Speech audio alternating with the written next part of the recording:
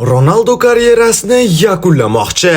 Lamine Yamal Barselonada nech pul topishi ma'lum bo'ldi. Bruno Fernandes United bilan xayrlashdi. Husanov esa nimaga City tarkibiga tushmayotganligi ma'lum bo'ldi. Oxirgi videomiz chiqqaniga bir haftadan ko'p vaqt o'tib ketdi va qayerga yo'q bo'lib qoldingiz deb ko'pchilik so'rashni boshladi. Gap shundaki, men chet elda edim va sizlarga ajoyib eksklyuziv video olib keldim. U chiqishi uchun kelinglar bu videoda 10 mingta like yig'amiz va qachonki 150 mingta obunachi bo'lsak, o'shandagina o'sha video chiqadi. Nimaga men bunaqa deyapman? Chunki hali ham bizani juda ko'p odamlar obunasiz tomosha qilyapti. Va qachonki hamma obuna bo'lsa, biz O'zbekistondagi eng mashhur blogerlardan biriga aylanamiz. Va aynan shunga men harakat qilaman. Obuna bo'lib qo'ying, futbol biz bilan juda qiziqarli. Endi esa yaxshilab o'tirib oling, yeyishga narsalar oling, chunki biz boshladik.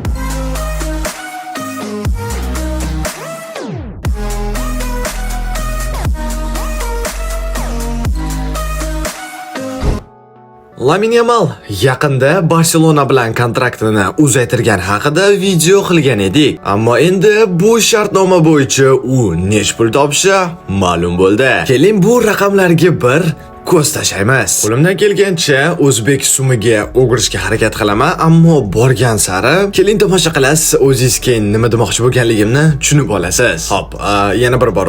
Yangi shartnoma bo'yicha 17 yoshli Yamal bir soniyada 1.26 yevro. Bu so'mda taxminan 17 ming. Bir daqiqada 76 yevro. So'mda nech pulligini endi ekranda ko'rib boraverasiz. Bir soatda 4583 yevro. Bir kunda 110 ming yevro. Bir haftada 770 ming yevro. Bir oyda 3 million 300 ming yevro va bir yilda 40 million bo'ladi. Bu albatta hamma bonuslarni hisoblab shuncha maosh chiqmoqda. Shu orqali Lamine Barselonaning eng katta maoshiga ega bo'lgan futbolchiga aylandi. Ikkinchi, uchinchi o'rinlarni bizni boshqa videoyimizda tomosha qilsangiz bo'ladi. Bu yerda barcha Barselonaning o'yinchilari qancha pul topishi haqida gapirib o'tganmiz. Agarda qiziq bo'lsa, bu videodan keyin bemalol ko'rsangiz bo'ladi. Umid qilaman, menda yosh, kelajakda futbolchi bo'lmoqchi bo'lgan obunachilarim bor va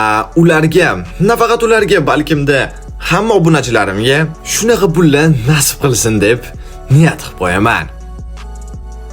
Bruno Fernandes bu mavsumning Manchester Unitedning yagona yaxshi o'yinchisi va agarda u bu jamoada o'ynamaganida hozirda United Championshipdan bo'lar edi. Ammo Manchesterda hozir moliyaviy tarzda shunchalik katta muammolar borki, ular barcha futbolchilarni sotib yuborishga ham tayyor bo'lib turishibdi. Shunaqa ajoyib xabarlarni eshitib, saudiyalik jamoalar darhol Fernandesga ko'z tikishni boshlashdi va hozir Al Hilol Unitedga 100 million yevro Brunoni sotib olishga, o'yinchiga esa 3 yillik shartnoma va 200 million yevrolik maosh taklif qilmoqchi. Portugaliyalik esa qachonki uni jamoa sotib olmoqchi bo'lsa, o'shandagina ketaman deb aytdi. Bilasizmi, o'zi Bruno shunaqa zo'r o'yinchiki, u xohlagan kuchli jamoasida o'ynalaydi. Ammo gap shundaki, unga top jamoalar qiziqish bildirishmayapti. Va agarda bu holat o'zgarmaydigan bo'lsa,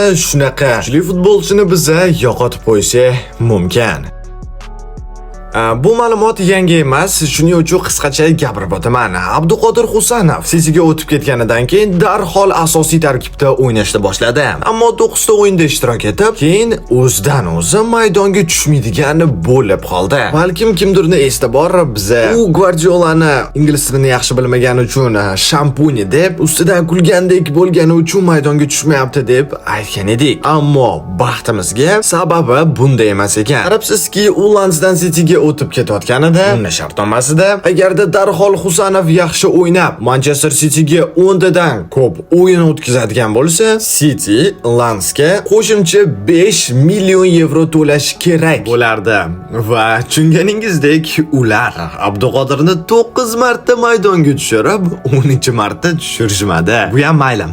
agarda City Premier Liga chempioni, Kubok Angliya chempioni yoki Chempionlar Ligasini yutganida yana qo'shimcha avansga pul to'lashi kerak bo'lardi. Va nimagadir men ular shu jamoaga to'lamayli deb hamma sovrinlarda mag'lub bo'ldi deb o'ylayman. Albatta bu hazil, ammo rostdan ham endi xavotir olmasa ham bo'ladi va keyingi mavsumdan nasib qilsa hamma o'yinda O'zbekistonning bosh yulduzini maydonda ko'ramiz. Cristiano Ronaldo. Oxirgi ikkita videoda faqat va faqat u haqida gaplashamiz, chunki borgan sari uni holati 360 gradusga o'zgarib ketyapti. Eslarda bor, u Al Nasrdan ketmoqchi deb aytgan edik. Ammo qarabsizki, shuncha vaqt o'tgach hali ham unga bitta ham Yevropadan jamoa qiziqish bildirmadi. U esa aynan u yerga ketmoqchi. Hozirda unga Marokash, Braziliya, Argentina va AQShdan bir nechta takliflar bor. Ammo Ronaldo klublar o'rtasidagi bo'lib o'tadigan jahon chempionatida ishtirok etmoqchi. Bu ham kamlik qiladigan bo'lsa, bu turnirni yutoladigan jamoaga qo'shilmoqchi. Lekin o'ziga yaxshi taklif tushmaydigan bo'lsa, karyerasini yakunlashni ham o'ylayotgan ekan. Shunaqa xabarlarni eshitib, Real Madrid muxlislari darhol o'zlarining stadionining yonida Florentino Perez Cristianoni uyga qaytarib olib deb yozib, jamoaning afsonasini qaytarishmoqchi. Ammo Perez bilasizlar, minbar uzr, ammo qari o'yinchilarni